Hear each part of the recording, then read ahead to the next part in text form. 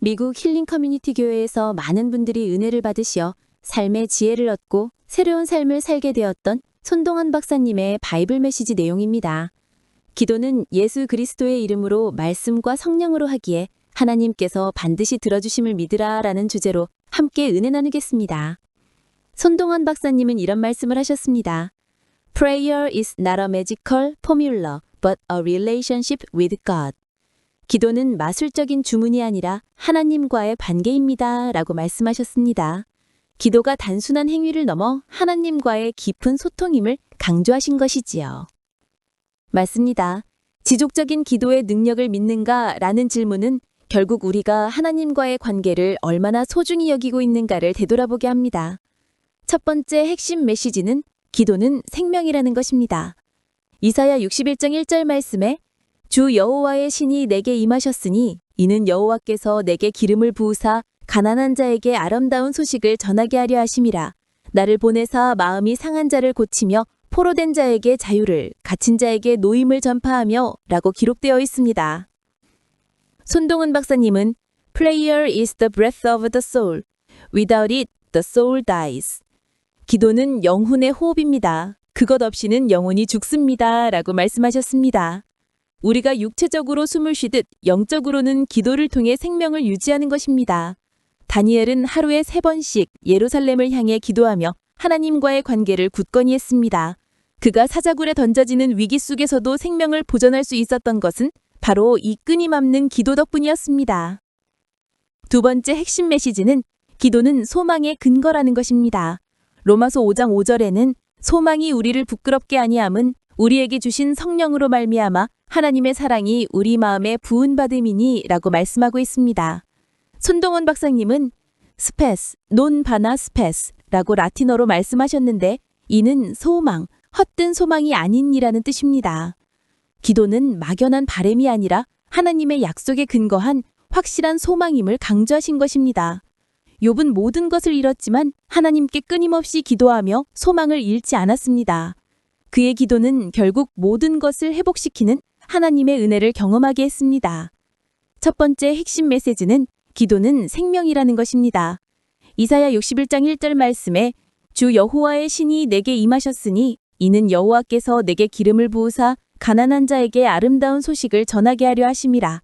나를 보내사 마음이 상한 자를 고치며 포로된 자에게 자유를, 갇힌 자에게 노임을 전파하며 라고 기록되어 있습니다. 손동은 박사님은 Prayer is the breath of the soul. Without it, the soul dies.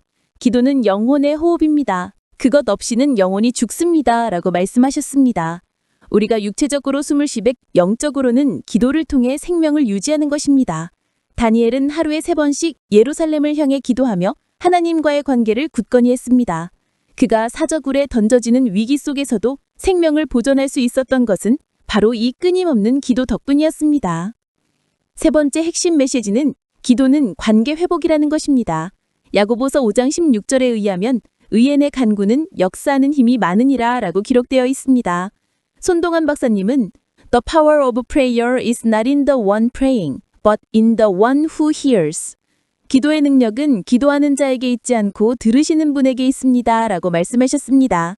기도는 우리의 간구를 하나님께 전달하는 통로이며 하나님께서 그 기도를 들으시고 응답하십니다. 이처럼 기도는 우리와 하나님의 관계를 회복시키고 강화하는 가장 중요한 수단입니다. 말씀을 듣고 생활에 적용할 수 있는 실천 원칙 3가지입니다. 첫째, 말씀 중심의 기도를 실천해야 합니다. 요한복음 15장 7절에 너희가 내 안에 거하고 내 말이 너희 안에 거하면 무엇이든지 원하는 대로 구하라. 그리하면 이루리라. 라고 말씀하고 있습니다. 하나님의 말씀을 읽고 묵상하며 그 말씀을 기초로 기도할 때 우리의 기도는 하나님의 뜻에 더욱 부합하게 됩니다. 둘째, 성령의 인도하심을 따라 기도해야 합니다. 에베소서 6장 18절에는 모든 기도와 간구를 하되 성령 안에서 항상 기도하고 이를 위하여 깨어 구하기를 항상 힘쓰며 여러 성도를 위하여 구하고 라고 기록되어 있습니다. 성령의 도움을 구할 때 우리는 우리가 알지 못하는 연약함까지도 주님께 하려고 필요한 것을 구할 수 있습니다.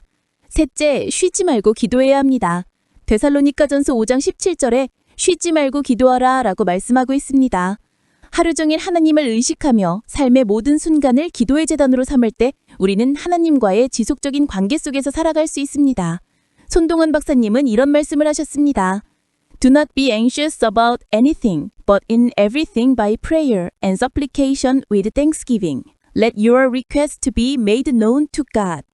빌립보서 4장 6절의 이 말씀처럼 어떤 일에도 염려하지 말고 기도와 간구로 하나님께 아뢰는 것이 우리의 삶의 태도가 되어야 합니다.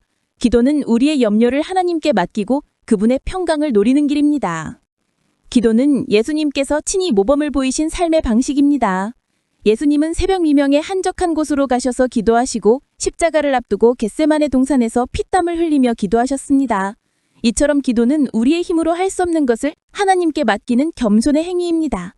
선동원 박사님의 바이블 메시지 들으시는 여러분, 우리가 기도할 때 하나님께서는 우리의 기도를 들으시고 응답하십니다. 기도는 우리에게 하나님의 능력을 경험하게 하고 삶의 어려움 속에서도 흔들리지 않는 소망을 갖게 합니다. 이 은혜를 나누고자 합니다. 하나님 아버지, 우리의 기도를 들으시고 응답하시는 주님을 찬양합니다.